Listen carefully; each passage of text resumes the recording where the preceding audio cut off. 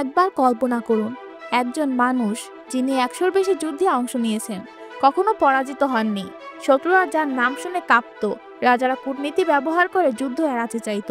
আর সেই মানুষটি যখন মৃত্যুসজ্জায়, তার চোখে অশ্রু আর মুখে একটাই আফসোস, আমার শরীরের প্রতিটি জায়গায় জখম, কিন্তু মৃত্যু হলো বিছানায়। হায়, যুদ্ধের ময়দান তো আমার প্রিয় ছিল।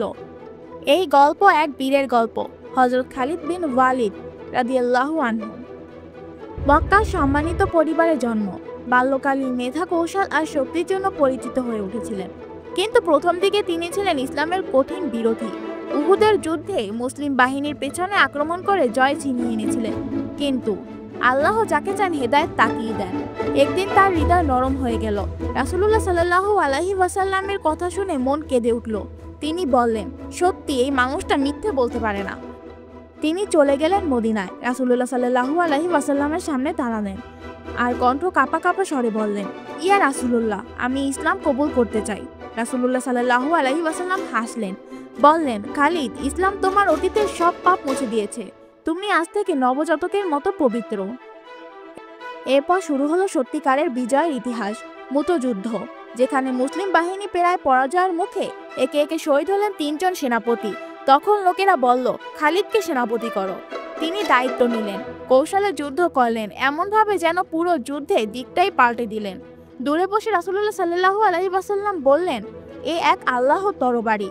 আর সেই থেকে তার উপাধি হয়ে গেল সাইফুল্লাহ, আল্লাহর তরবারি। এরপর একের পর এক যুদ্ধ, ইয়ামামা, ইয়ামান, হিমস, রোমানদের বিরুদ্ধে যুদ্ধে কোথাও কোনো হার নেই। তিনি ছিলেন এমন এক সেনাপতি যার পরিকল্পনায় থাকতো বিশ্বাস।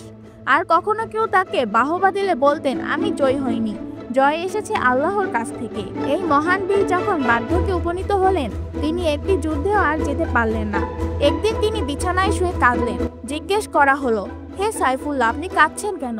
তিনি বললেন, আমার শরীরে এমন কোনো জায়গা নেই যেখানে তরবারির আঘাত নেই, তীরের ঘা নেই, আর আজ আমি মরছি কাপুরুষের মতো এক নিঃশব্দ বিছানায়।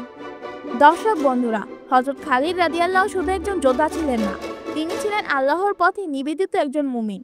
তার জীবন আমাদের শেখায়, সত্যের জন্য লড়লে ইতিহাস তোমাকে ভুলতে পারে না।